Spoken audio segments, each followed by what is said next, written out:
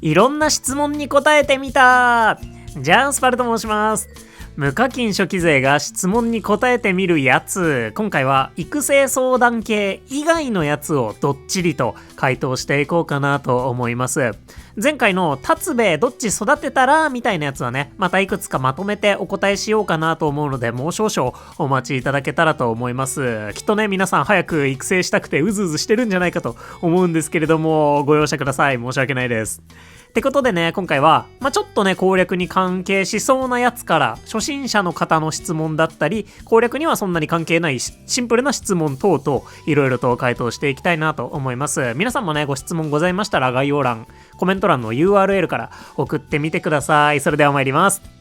ってことでね、基本送っていただいた日付順でドドッとお答えしていこうかなと思います。多分ね、サムネイルにはなんか1個とかしか質問書かれてないんじゃないかなと思うんですけど、概要欄、コメント欄にタイムスタンプもつけておきますので、気になる質問があればそこ飛んでね、見てみていただけたらなと思います。ってことで、まず最初こちらです。これはね、質問じゃないんですけど、一番最初にいただいたマシュマロになってます。じゃあ、いつも応援しています。ありがとう。リリース日からポケ3をプレイしておりますが、かれこれパルさんの動画を日課的に見るのも丸2年以上経つのですね。早いものです。本当だよね。リリース当初はレノンクスさんのサイトもまだまだ洗練されておらず、個人的にも手探りでいろいろなシミュレーションをしていましたが、パルさんの動画も特に無課金勢として多分に参考にさせていただきました。今覚えはあの頃から本格的にポケ3にハマっていった気がします。いや、いいね。嬉しいね。そんな形でいわゆる同志的にパルさんを見ていましたが、昨年末12月31日からプレパス勢となり、少しだけパルさんを裏切ったような感覚に苛まれてます。全然気にしないで。この1年厳選が全く進まなくて、3件に加えカモネギ、バケッチャ、ナクラと環境食材タイプも3連敗で、どうしてもサブレと銀種が欲しくて、これからもお体に気をつけて頑張ってください。陰ながら YouTube にコメントもしたことがなかったので、本当に応援しておりますってことで、ありがとうございます。長らくね、応援していただいてて、コメントもね、されてなくて、ね、ようやくマシュマロで言えたという感じだなと思うので、本当に嬉しいんですけれども、ねえ、プレパス勢となり少しだけ裏切ったような感覚にとおっしゃってるんですけど、私個人からしたらみんなプレパス入ってね個人からしたら無課金はどうし、みんな無課金で居続けようぜとか言うつもりは全くなくて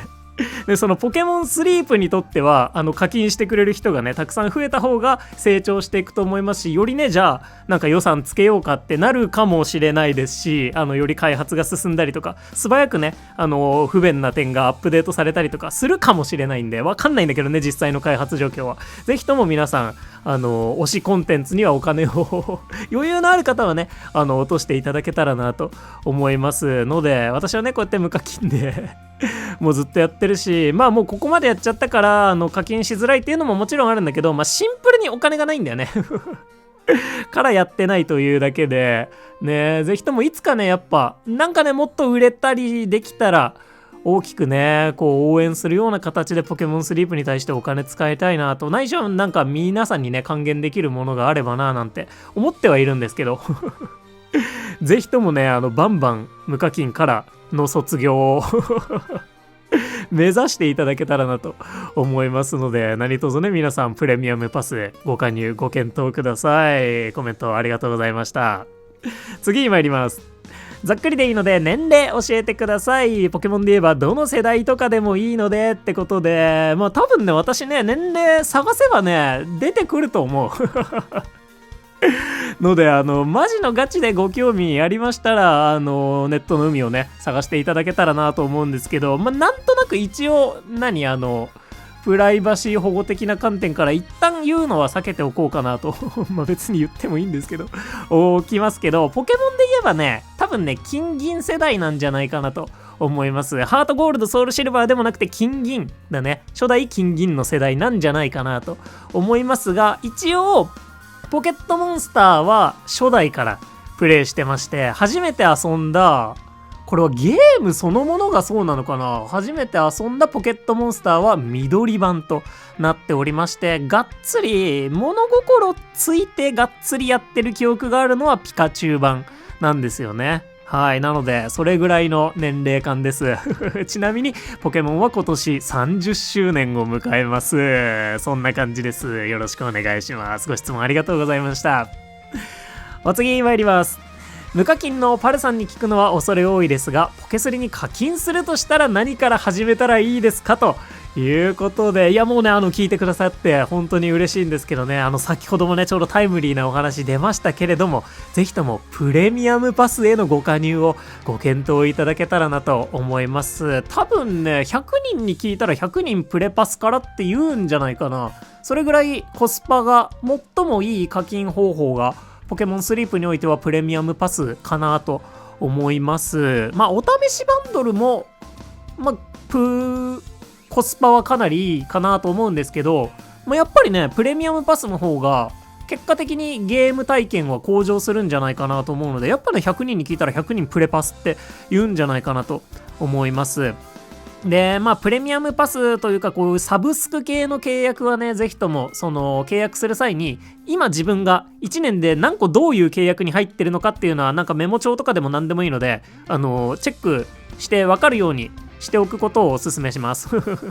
本当プレパスに限らずね、何でもネットフリックスとか、ね、もし私のメンバーシップに入ってる方とかだったら、ね、メンバーシップとかもそうなんだけど、全部ね、書き出しといて、いつでも整理できるようにしてもらえたらなと思います。一応ね、6ヶ月間で入ると1ヶ月分お得になったりだとか、3ヶ月継続特典があるんだっけ？万能アメールとサブスキルの種と夢の塊とかもらえたかなと思うんですけど、そこもね結構強いので、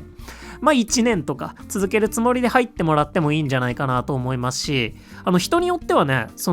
プレミアムパスに入ると、入った瞬間、いいキャンプチケットとスリープポイント1000ポイントがもらえて、毎月1回ねもらえるんですけど、それプラスプレミアム交換所が即時開放されるので、月またぎでねプレミアム交換所を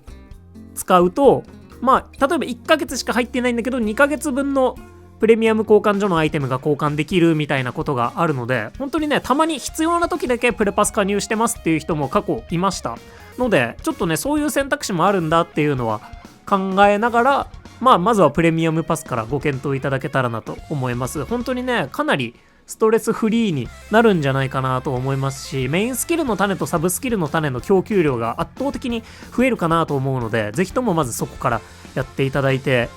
ポケモンたち整えてもらって、さらに課金するのか、一層無課金に戻ってくるのか、個人的にはそのまま課金していただいた方がポケモンスリープにとってはプラスなんじゃないかなと思うんですけれども、何卒まずはプレミアムパスご検討よろしくお願いしますね。突然のプレパスの回し物ということで、ご質問ありがとうございました。お次参ります。パルさんが動画で使ってるレノンクスが見ても難しくてよくわかりません。できたら使い方を解説してほしいですってことで、これ系の質問いくつか来ておりましたので、後日ね別で簡単な動画にしようかなと思います。慣れたらねそんなに難しくないんじゃないかなってね思ってはいるんですけど、ちょっとね初期設定だけ頑張らないと難しいなと思ってます本当にね、レノンクスさんね、もう2年以上とかね、ずっと使ってるんですけど、未だにむずい。未だにむずいんだけど、どうやらね、レノンクスさん側も難しいよなっていうのは自覚があるっぽくてね、年々改良は続けてくださってて、初心者用のヘルパだったりとか、今ねかなり使いやすくもなってるかなと思うので、またね1個挑戦してもらいたいなとは思うんですけど、ここだけ押さえとけば一旦私と同じようには使えるよというポイントはちょっと動画にしようかなと思うので、少々お待ちいただけたらなと思います。ご質問ありがとうございました。また後ほどお答えします。次参ります。無課金プレイヤーです。いつも動画楽しみながら見させていただいてます。ありがとうございます。経験値ダウンの海流を育成中で、今レベル51、飴が550個ほどあります。いずれ60にしたいのですが、パルさんならどうやって60まで持っていきますか？水母と抱き合わせて睡眠経験値を入れる、グッドスリープでは一緒に寝るなどしてますが終わりが見えず、55くらいまでミニアメブするのもありかもと検討中ですということで、レベル51の経験値ダウン海流をどうレベル60に持っていくかということなんですけれども、まずね、一旦私自身がレベル60以上のポケモンってメインアカウントでもう22体とかでサブアカ21体とかぐらいいる、とにかくさっさとレベル60にしちゃう派閥に所属してる結構極端な意見の持ち主だということをご理解いただいた上で聞いていただけたらなと思うんですけど、私はね、がっつりアメブしちゃうね。もうがっつりアメブーストするんじゃないかなと思います。で、がっつりアメブもするし、一緒に寝れるんだったらなるべく一緒に寝るようにもしますね。それこそ海竜、私そのメインアカウントでは海竜レベル60を超えてる海竜が2体いるんですけど、1体はもう間もなく2000時間リボンになる、もう1970時間とか一緒に寝てるせっかちのね、EXP 獲得量アップの海竜がいるんだけど、もう1体の海竜は50時間も一緒に寝てないので、もうほぼ全部飴だけで育成してるんですよね。なのでレベル15とかから60とかまで飴だけで育成してるので、ほぼ全て飴ブーストしたはずですね。夢のかけらどんぐらい使ったんだろう。百何十万とか使ったんじゃないかな。多分そんぐらい使っちゃってるような気がするんですけど、なのでここの優先度をどうするのかみたいな話なのかなとは思っていて、いずれレベル60にしたいとおっしゃってるので、このいずれがいつなのかでどれくらい飴ブーストするのかを決めようっていう話なのかなと思いますね。それこそ今例えば海竜が木の実 S 持ってます。なので半分木の実のポケモンとして育成することができるので、アンバーで過ごしててほぼ毎日睡眠で育成できますよっていうんだったら、そのレベル60の食材の解放が今マストじゃないんだったら、ゆっくり育ててもいいと思うんですけど、やっぱレベル60の食材の解放を目指してるんだったら、結構優先してアメブーストぶち込んじゃうし、仮に木の実のポケモン、木の実 S を持ってたりとかして半分ね木の実運用するっていう場合もレベル高い方が木の実エナジー伸びたりするのでね、ぜひともまず一旦ねアメブーストは検討してみてほしいなと思いますね。本当に55と言わず、私は60にするつもりでアメブーストしちゃうかな。でもね、これ結局夢のかけらの話だと思うんですよ。それはね、この質問してくださった方もかけらさえあれば、いやそれはもう即座にやってるよみたいな話なんじゃないかなとは思うので、夢のかけら的にどうねえ、もしね余裕があったらもう結構がっつりやっちゃいますね。で、例えば今そのレベル60の食材がそんなに必要じゃないよと、今作ってる料理であんまり使わないよっていうんだったらゆっくり育てていくでもいいと思うし、あった方がなんか作れる料理増えてプラスになるなと思うんだったらすぐやっちゃうみたいな感じでね、一個考えてもらえたらなと思います。そのね夢のかけらに関してはね、私だったらマルノームとかかけらをより能動的に集めることができるポケモンが、メインアカだったらムシャーナ、サブアカだったらマルノーム、どっちもいるので、目標のためにレベル60にするっていう目標のためにかけらを集めながら日々過ごすっていうこともできるんですけど、マルノームってね育成するのも、メインスキルの種めっちゃ入れたいしみたいなところで大変だったりとかね、アンバー出てこなかったりとかでね、結局育成しても編成するのも大変だったりするので、マジでね、なんかこう目的ありきというか、かけらが本当になくなっちゃったけどレベル60まで育てたいポケモンがいるから編成するみたいなポケモンかなと思うところが多少あるので、別にそっちもね進められるかと言われるとね、あんまり進められないんだよねなのでその育成が楽なポケモンですぐにね強くできる子がいて、その子を育てることにより結果的にかけらをたくさん集められるようになるとかであれば、まずそっちから着手するのもいいかなと思いますし、本当にこの海竜をどのぐらいのタイミングでレベル60にしたいか、もうすでにレベル60食材が環境で使える、今まさに集めてる食材だっていうんだったら、なるべく急いで育てることをおすすめしちゃうかな。はい、そんな感じで春はね、とにかくめちゃめちゃレベル60に向けてアメブしますし、そのかけらがもったいないからとかはあんまり考えてない。適当ですだってレベル60にしたいしなと思ったら、かけらが足りないからとかじゃなくて、かけらは後で帳尻合わせればいいから、とりあえずレベル60に上げちゃおうっていう人ですね。なので結果的にレベル60のポケモンが多分増えてるんですかね、あんまりね、そのレベル60をたくさん育成したいからみたいな、なんだろうな、結果的にレベル60のポケモンが増えてただけで、めちゃめちゃレベル60を増やすぞとか思ってたわけじゃないので、ね、これが参考になるかどうかは果たしてなんですけど、特に海竜みたいな今後飴を集めるのも大変なポケモンはめちゃめちゃアメブしちゃうかな。それこそ今ね、あんまりアメブしてないポケモンで言うと、例えばバタフリーとかをアンバーで使いたいですっていう場合で、バタフリーって飴もめちゃめちゃ集まりやすいし、木の実のポケモンだから一緒に寝やすいみたいなポケモンはあんまりアメブしない。レベル60の食材をすぐさま解放したいんだったら話は別なんだけど、ゆっくり育ててっても大丈夫だよねみたいなポケモンは、一旦レベル50のサブスキル解放とか、なんかわけもわからず55とかとかまで上げてゆっくり育成したりとか、飴足りててかけらも足りてるんだったら60にしちゃうんだけど、とか。あとは今育ててるポケモンだとね、ムシャーナとかクレセリアがレベル58とかになってて、間もなく60って感じなんですけど、クレセリアはもしかすると今年クレセリア復刻イベントが来て飴の供給がっつりあるかもしれないし、別にアンバーでめちゃめちゃエナジー稼げるポケモンでもない、ムシャーナも同じくなんですけど、でムシャーナはアンバーでムンナ族出てくるので飴が集まるっていうのが分かってるから、60一旦後回しでもいいよねってしてゆっくり育ててますね。飴でゆっくり育ててるっていう感じになるんですけど、そんな感じで海竜の優先度が高そうなのであればアメブごっつりします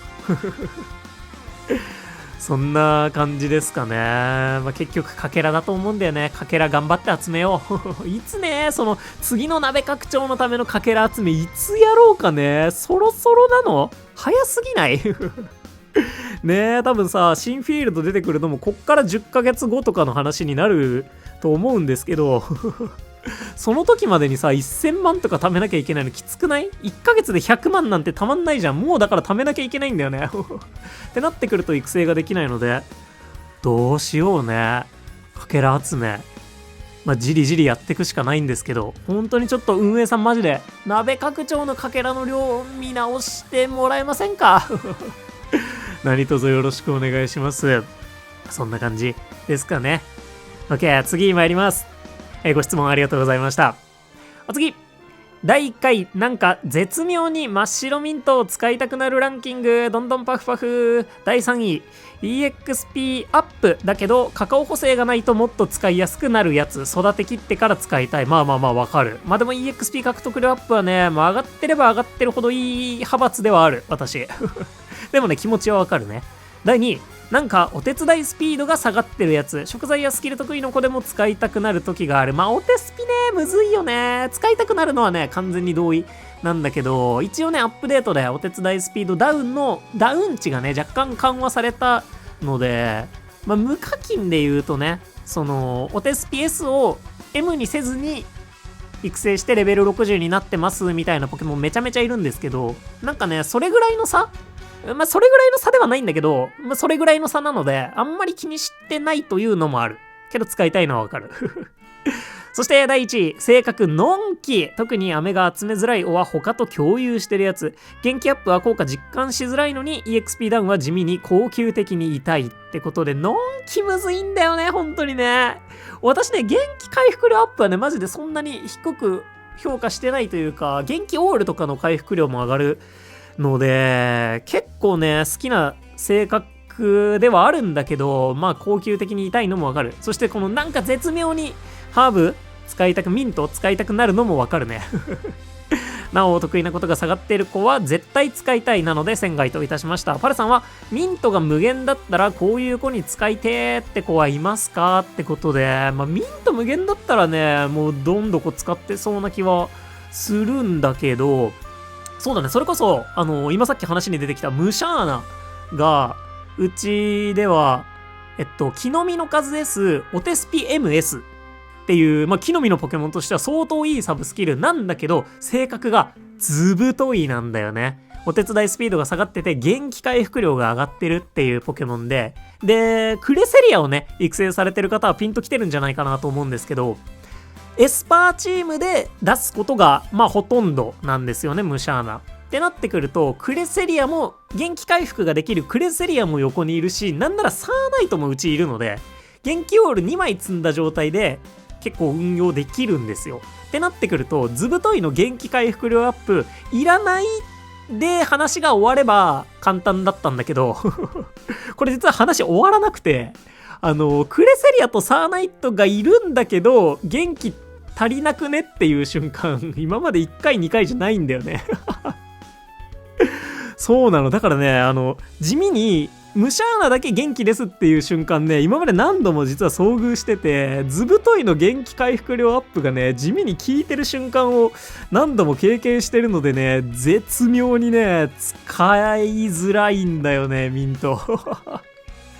そう、でもスキルレベルも8まで上げちゃったので、使った方がいいなーっていうのは、なんとなく分かってるんだけど、まあ、ずぶといの良さもなんとなく分かってるからね、結果まあいいかみたいな。それよりは食材確率が下がっちゃってる食材ポケモンとか、スキル確率が下がっちゃってるスキルポケモンとかに使う方がいいかなみたいな感じで使わずに今日まで来ているというね。ね、元気回復量アップだとね、クレセリアぐらいの元気回復量でもまあそれなりに足りたりするので、エスパーチームってね、一番最初にサーナイトを外したいみたいなところがあるので、元気の回復が一貫ゴツってできたら、そっから先はもうクレセリアにお任せして、サーナイトはもうすぐ隠居したいですけど、そういう時とかにもね、地味に役に立つし、元気がいっぱいあってもムシャーナ木の実のポケモンなので、寝ている間ごっつりお手伝いしてもらったりとか、まあ、逆にね、木の実のポケモンで一緒に寝かしても強いから、元気回復量が下がっててもまあ回復はできるしなって割り切ることもできるので、むずいねぜひともね、皆さんもミントが無限だったら、こう絶妙にこの子使いたいんだよねっていうのはどんな子でしょうかね。教えていただけたらなと思います。ご質問ありがとうございました。お次、同じく初期勢無課金です。こんにちは。楽しく動画拝見しています。パルさんはアンバーマスター20はいつどんなイベントで挑戦しますか？私はゴル級マスター20はデカ盛りボリューム1でしたが、このレベルのボーナスはもう来ない気がして聞きたくなりましたってことで、来ない気するよねねえ、料理エナジー 1.25 倍に弱体化させられてしまいましたので、多分やりすぎたなってなった結果なんだと思うねえ、そしてね、まずね、ゴールドマスター20ね、いけてるっぽいので、それがまずすごいよね。おめでとうございます。私もね、2アカウントどっちもいけたっちゃいけたんだけど、マジでギリギリだった記憶なので、ねえ、アンバーマスター20っていけんのいけんのかなって思ってるところは正直ありますね。で、まあ、アンバーマスター20、いつどんなイベントで挑戦しますかに関しては、いけそうなんだったら、スプリングフェスになるのかな。サラダフェスが一番チャンスあるんじゃないかなと思いますね。それこそね、海竜が2体いるアカウントは、若漏れチップスを作りながら、木の実 S、どっちも木の実 S 持ってるので、海竜をも常駐させながら若漏れチップスを作り続けるっていう、ゴールドの時にライチュウを常駐させながら、コーラめちゃめちゃ連打するみたいな作戦が一応できるので、それでいけんのかなね、鍋拡張落としたら終わりゲーミングなんだけど、それでいける可能性もあるなら、そこしかないかもしれないので、皆さんスプリングフェスに向けて、アンバーのフィールドボーナス上げとこうなそこまでね、でも5月とかだから、順当にいけば 85% たまるんかな。わかんないわ。ギリギリかもしんない。もう上げていかないといけないかもしんないね、今私 25% ずつとかしかないはずなので、アンバーのフィールドボーナスしっかり上げておこうと思いました結局ね、もうデカ盛りボリューム1のゴールドマスター20もエナジーギリギリだったことを考えると、デカ盛りの 1.25 倍じゃ今後アンバーマスター20は私はきついんじゃないかなと思うので、スプリングフェスかサマーフェスの料理 1.5 倍系のイベントじゃないと無理だろうなと思ってるし、今はアンバーのフィールドボーナスが私はね全然足りてないので無理だろうしってことを考えると、今年狙うんだったらスプリングフェスサラダ 1.5 倍か、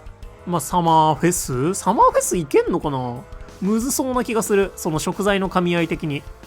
なんだけどどっちかになるんじゃないかなと思います。やれそうだったらスプリングフェスのメインアカウント、海竜が2体いるアカウントはちょっとね計算して挑戦できるかどうか試してみようかなと今思いましたので、アンバーのフィールドボーナスはそこに向けてあげようみんな頑張ろう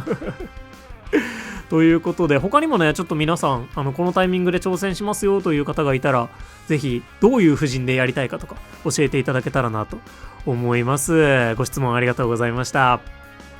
お次、同じく無課金です。僕はホリデーで使い1個余っているのですが、パルさんはいつ使いますか？またどのくらい持ってますか？これからも頑張ってくださいということで、質問ありがとう。何の話で、何かアイテムの話を多分してるんだと思うんですけど、ホリデーでって言ってるから幸運のお香なのかなねえ、ちょっとね、ぜひこれが何を指しているのかをね、教えていただきたいなと思うんですけど、もし幸運のお香なのであれば、基本ホリデーかな。あとは、おそらく3周年で、昨年みたいにね、お祝いフラワーみたいなのが来るんだったら、そのタイミング、夢のかけら 2.5 倍だっけかなで使うかなと思います。逆に言うとそれ以外は使わないかもしれない。ホリデーと3周年のお祝いフラワーで幸運のお香は使います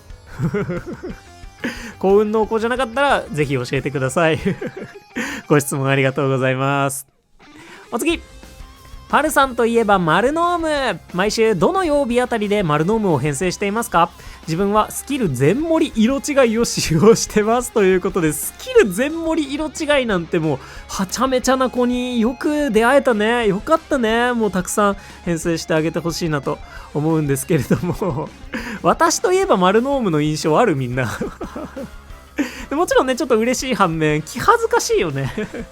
うちのマルノーム癒し丸くん、別にそこまで強くもないし、なんならめちゃめちゃ編成できてるわけでもないという低たらくでありますので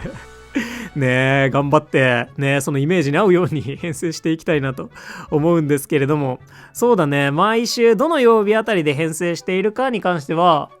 木曜日ぐらい、水曜日木曜日とかで編成しだすかな。だいたいそんな感じかなと思います。週の後半になってきたから出すかなみたいな感じですかね。頭からね出した方がもちろん夢のかけら的には稼げるんですけど、やっぱ月火ぐらいはエナジーガッと持った方が、その分ねリサーチでもうそれなりに夢のかけら稼げるようになるのでいいんじゃないかなと思ってはいます。そうね、だいたい木曜日くらいからで、あとは食材が使えると編成しやすいなぁとは思っていて、多少はね出すことに対する夢のかけら以外の価値を見出せるので、感情的に出しやすいというのもあり、今ねうちのマルノームは AA の大豆の子になってて、これまでねなかなか大豆の活躍タイミングが、今までってゴールド環境の時って私はメザパシチューぐらいにしか大豆使ってなかったのであんまりなかったんですけど、今ね一応若漏れチップスでも使えるようになったので、結構ねその大豆を貯めておいてもいい理由ができたので、そこは本当にありがたいし、一応ねアンバーも毒タイプ1なのでね、そういったことも加味して、木金土で、日曜日はねなんだかんだ鍋拡張したりとかお仕事があったりするので、だいたいそんな感じで編成することが多いなと思いますね。今後ねちょっとスイ君によるお手伝いブーストダメもやってみたいなと思ってるんだけど、そうするとマルノームいつ出したらいいの無理ちゃうねえみたいなところも悩ましいね。でもマルノームね、夢のかけらの話も今回したし、ちょっとがっつり出していかないと危ないんじゃないかみたいな気にもなっているので、ね、なるべく編成してあげたいなと思うので、もしかすると今後前にずれ込むなんていうことがあるかなでまたちょっとねお手ぶダメとかをやり始めて変わることがあればお話ししたいなと思います。だいたいそんな感じで水曜日木曜日くらいから編成することが多いですが、一日中出しっぱなしにあんまりしてないかも。結構その都度その都度で出せるタイミングで出してるみたいな感じが多かったりとか、最大所持数の多いポケモンではあるので、結構ね一緒に寝るときに編成したりもするかなので、何かの参考になればなと思います。ご質問ありがとうございました。お次、いつも楽しく動画を拝見しています。ポケスリを始めて1年。最初の半年は動画なども見ず、なんとなくプレイしていたクソザコからの質問で、他の視聴者様のノイズになってしまうかもしれませんが、もしよければ答えてくださると嬉しいです。いえいえ、ご質問ありがとうございます。ポケスリは週の頭にできるだけエナジーを漏れた方が有利なのは理解していますが、皆さんは1週間でどのような動きをしているのでしょうか。まず理解しているのがね、すごい偉い。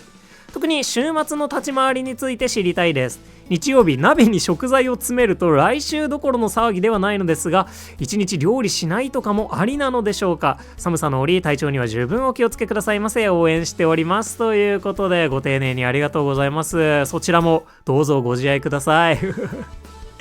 てことで、一日料理しないとかもありなのでしょうかに関しては、大いにありだと思ってます。私がね、動画投稿しているかなり初期の動画で、食材不足の解決策は料理しないみたいなすごいね、極端なこと言ってる動画もあるんですけど、全然 OK よ。ただ今は料理ね、どんな料理でも作ればみんなの元気を多少回復させることができるので、その鍋拡張がなくなっちゃうとか、料理チャンスで大成功確率増やしたから今やれないみたいなタイミングを除いては、リンゴ1個とかで、一旦元気回復のために料理した方がお得なので、そこはぜひやってもらいたいなと思いますし、一応料理を何回したっていうアチーブメントがあるので、料理はね、コツコツやってったらいいかなと思います。最近ね、メインアカウントもサブアカウントもプレイ900日を超えたんですけど、割と最近、料理2600回作るっていうアチーブメントをクリアしました。1日3食なので、本当だったら900日かからずにクリアできるんですけど、だから900日ぐらいプレイしてて、100食分ぐらい作ってなかったっていうことになるのかな、今まで。なんかそんな感じなので、だいたい作ってるけど、本当にリンゴ1個とかも多いです。が、作らないのは全然ありだと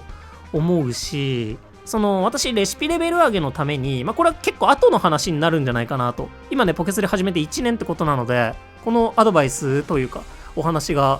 刺さるかどうかはちょっと全くわからないというか、多分刺さらないと思うんだけど、大きいレシピのね、レシピレベル上げのために、それこそ新緑アボカドグラタンとかは、なんか1日2食作ろうみたいな感じで、もう最初から2食前提で3食作らないつもりで動いたりとかも割としますね。鍋拡張の重ねがけが必要なレシピとかがあるんですけどそういうの作るときとかもう最初から1日3食作るつもりじゃなくて、それも週の頭じゃなくてね、水曜日木曜日とかそういうタイミングでもうこの辺からまったり1日2食でレシピレベル上げのんびりやりながら、週末に向けて食材集めつつまったりしようみたいな、なんかね、そういうパターンの時も割とよくありますので、料理結構ね、柔軟にやらないというのもご検討いただけたらなと思います。これもね、ちょっとお手ぶだめをしてないからまた一つのケースだなとは思うんですけど、料理をもう全然しないって、もっとね、極端にしてない人も結構いるんじゃないかなと思うので、ちょっとね、いろんな方の週末の動きはチェックしてみてほしいなと思います。私はだいたい日曜日はレシピレベル上げのために一食料理するみたいなのが最近は多いかな。日曜日って料理大成功確率を 100% まで上げようと思えば上げられるので、めちゃめちゃ料理大成功確率を上げて、一食だけ今でいうアボカドのレシピみたいなレシピレベルを上げておきたいレシピを一食作って、あとはなんかリンゴ1個とかでお茶濁しながら食材を集めつつ鍋拡張をして翌週につなぐということがメインであります皆さんはね、どう週末過ごされてるか、ぜひね、アドバイスあれば何でもコメントしてもらえたらなと思います。ご質問ありがとうございました。お次、いつも動画楽しく見ております。ありがとうございます。ローナストリンダーの回でプラスルマイナンの考察を挟んだ後、メインスキルプラスマイナス全体についての考察を上げる予定とのことだったのですが、これは流れてしまったのでしょうか。そんなつもりはないんだけどね、ちょっと動画の制作コストがでかくてね、制作コストでかいなと思ってたらすごい時間が経ちました。ごめん。作るつもりではいるもう少々お待ちください。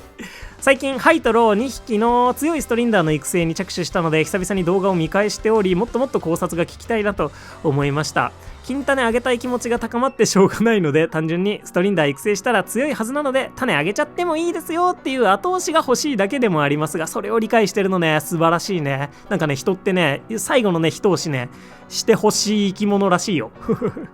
今後もパルさんと共にポケスリ楽しんでいただけたらと思います。ありがとうございます。ってことで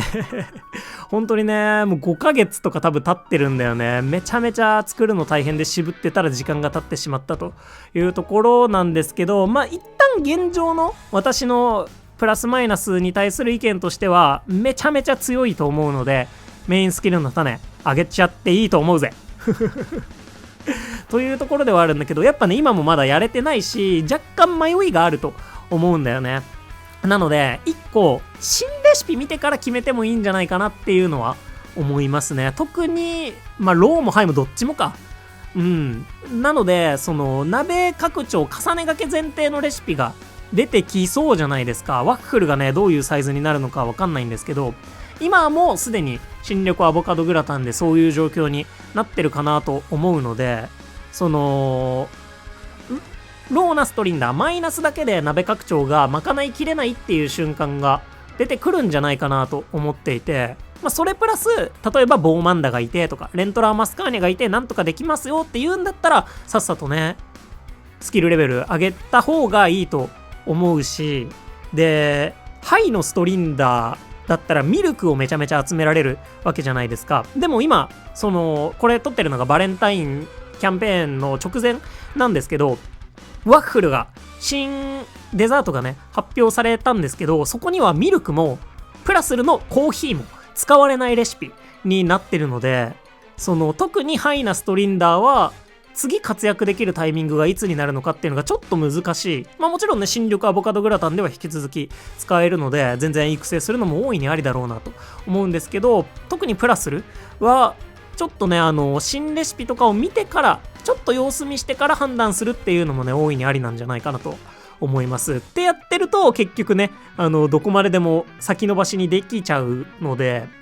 まあ非常に特にローなストリンダーのマイナスはインフラとしてめちゃめちゃ優秀なスキルだと思いますし、その最近話題のねスキル仮天井みたいなスキル境界線みたいなものももしあって意識をするのであれば、めちゃめちゃねスキルのポケモンいっぱい編成しますよっていうのであれば、2つの効果が合わさってるスキルってめちゃめちゃ便利で強いっていう立ち位置にもなるだろうなと思うので、まあねやっぱねこういうインフラ系のスキルはねさっさと上げちゃってもね後悔することってほとんどないんじゃないかなとは思うんですよね、経験上ね。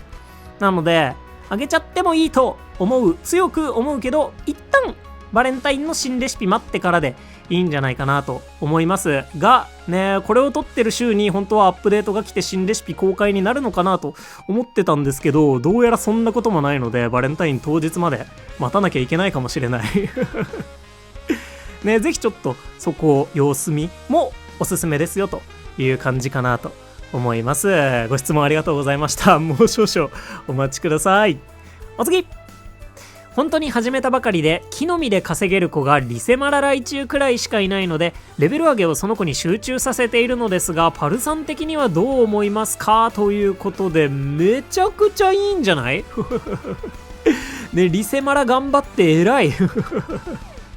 めちゃくちゃいいと思うんだけどどうかな。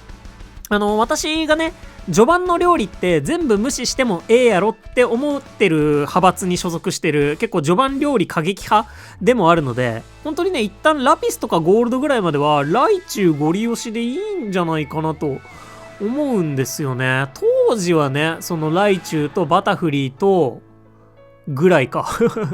でゴリ押して行くのがいいんじゃないかと。でトドゼルガまで育成できたらトドゼルガも含めてみたいなね感じが定番だったかなと思うんだけど、今ってね本当にまあウノハナも強いけど、それよりねやっぱラピスとかまで行ってミニリュウヌイコグマ探したりとか、ゴールド行ってコーヒーのポケモンとかバケッチャ探したりとか、アンバーでアボカドのポケモン探したりみたいに食材的に重要なポケモンはどちらかというとラピス以降からになってくるかなと思うので、まずラピスまでとにかく最速で到達してそこでの厳選を頑張るってした方がなんか進行は早そうな気がするんですけど、どうでしょうねで、ゴールドで活躍できる木の実のポケモンって、他にハガネールとか、ジュペッタとか、木の実得意じゃないけど、ミミッキュとかになってくるかなと思うんですけど、現地でゲットしないで、事前に育てておくのが、多分、ライチュウ以外かなり難しいんじゃないかなと思うので、すごい大変、育成も大変なポケモンが多いかと思うので、ゴールドはライチュウで行ってください。ゴールドはライチュウで行くことになります。なので、多分あれかな、ラピスで活躍できるキモリとか、アチャモとかを中心に、序盤からね、ゲットしていって、シアン、トープでゲットしていって、それらを一緒に育てながら、ラピスとかまで行って、ポケモンたちは探すけど、まだ木の実でゴリ押して、で、ゴールドはライチュウが活躍しながら、ようやく食材のポケモンにも手を出し始めるみたいな。ラピスでミニリュウとニャオハを探し、みたいな。ね、ゴールドでコリンクを探しみたいな、私が好きなポケモンなんだけどで、デデンネも探しみたいな、コイルも探しみたいな。なんかそっからはね、なんとなくイメージつきやすいんですけど、そんな感じでどうでしょうか。ねえ、ちょっとね、今の序盤環境が、かつてとね、私がプレイしていた時とはもう全然変わってきちゃってるんじゃないかなと思うので、他のね、最近始めた方のなんか攻略動画みたいなのも注視しつつ、多分ね、ライチュウにめちゃめちゃリソースを集中してるのすげえいいことだと思うので、そのままごっつり育ててあげてほしいなと思います。思います。はい。ある一定まで育ったら、そのゴールドとかで、それなりにね、飴が手に入るかなとは思うので、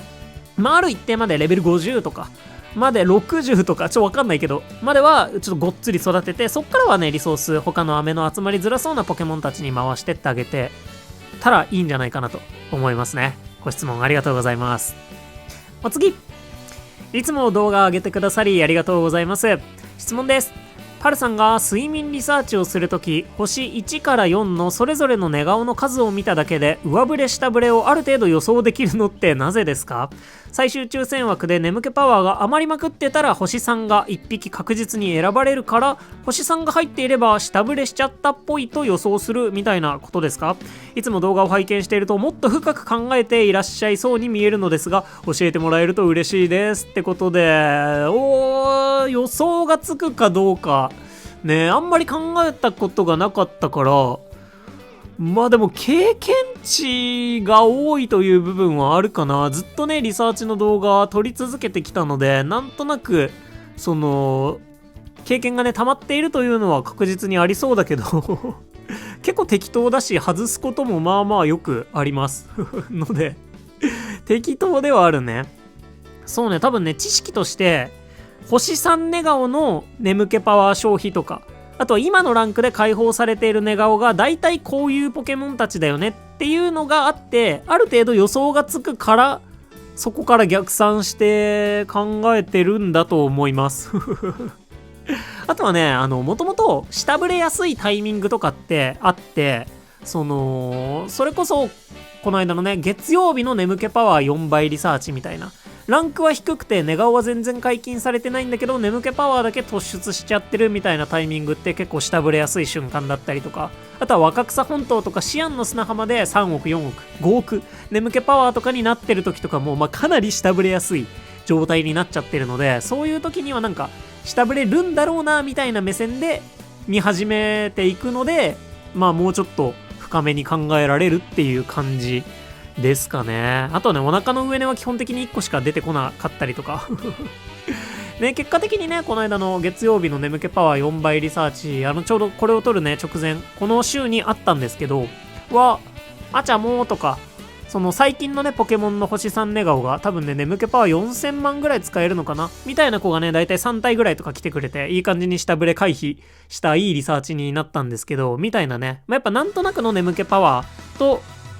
解放されている、ランク的に解放されている寝顔で予測がつくので、だいたいこういう風に消費されてるんじゃないかなっていう予測をしながら毎日リサーチしていると、そのうちある程度できるようになってます多分ので、私はね、こういうのなんとなくでもね、想像しながらやるのが好き、楽しいなと思うので、ぜひ皆さんもやってみてはいかがでしょうか。私はね、面白いんだよね。その結果ね、下振れたらグエー下振れたってなーって、それはそれで楽しいし、ね、下振れてるかもなと思いながら見ると多少ダメージも減らせるじゃないですか。のでぜひね、特にこう下振れそうなタイミングはやってみてください。むずいかな難しいかもしんないね。そんな感じです。ご質問ありがとうございました。といった全13個かなの質問でした。本当に皆様ご質問ありがとうございました。ってことでね、こんな感じで、参考になるかどうかもわからないようなお返事でよければ基本何でもお答えいたしますので、概要欄コメント欄の URL からご質問お待ちしております。で、今回1個ね、ちょっと長くてパスした回答がありまして、それがこちらとなっているんですけれどもいろんな質問がバー書かれてる系のやつ。これね、せっかくマシュマロで送ってもらったんですけど、メンバー限定動画とかでゆるっと回答しようかなと思います。で、答えがなんとなく出揃ったら、その後テキストで返信しようかなと思います。結構難しくて、質問が一個一個がまあまあ難しくて、その一番好きな〇〇とかも結構難しくてね、あんまり一番これが好きみたいなことにこだわったことがなくて、一番はてみたいなこれも美味しかったなとか、これも楽しかったなっていうのはもちろんあるんだけど、一番って結構ね、考えないと、深く考えないと出てこないので、今度ね、ゆっくりお酒とかでも飲みながら面言とかで動画上がるかもしれませんちょっとそんな感じでご容赦ください。みたいな感じでね、全ての質問に答えられるとも限りませんし、ちょっとね、質問回答までのお時間もいただきますので、そちらご了承いただけたらなとは思います。次回はね、また溜まり始めている育成相談系をやっていこうかなと思うので、そちらもご質問お待ちしております。といった無課金初期税が質問に答えてみるやつでした。ということで、ここまでご視聴いただきまして誠にありがとうございました。お相手パルでした。よろしければ動画にグッドやハイプで応援していただけますと、動画の拡散につながりまして、非常に心強い助けとなります。いつも本当に応援いただきまして誠にありがとうございます。ご質問もありがとうございます。ってことでね、今ね、これを撮っているのが本当にバレンタインキャンペーン前になってるんですけど、新レシピ以降のね、この環境っていうのもね、どう動いていくのか、めちゃめちゃ楽しみですよね。私もね、本当にお手伝いブーストダメとか、また今後やってみたいなと思うこともあるんだけど、それによってね、なんかいろいろと発見がありそうなので、どこでやろうね。ね、ちょっとね、補足になっちゃうんだけど、丸ノームをいつ編成するかなんだけど、結局さ、そのイベント続きとかになっちゃうと、ね、もう一回食材が枯れちゃって、それの準備、かつ、またね、次のキャンペーンのための準備にすごい時間取られるみたいなことも、結構あるので、本当にね、丸ノーム編成するのむずいんだよね。ねえ、なので、皆さんはどうやって編成してますか？私も知りたい。ね、結構ね、割り切らないと編成できないポケモンかなとは思うので、今後、夢のかけらゲットのポケモンを育てる方、今回ね、夢のかけら絡みの話もちょっとしたりしましたけど、結構覚悟して割り切りながらやっていくことになりますので、お手ぶだめも割り切りながらやっていくことになるんかな。ね、またいろいろゆるりとね、やりながらいろいろ考えていきたいなと思いますので、こういったね、質問コーナー等々もお付き合いいただけたらなと思います。それでは今日も元気にいってらっしゃい。またね、バイバーイ。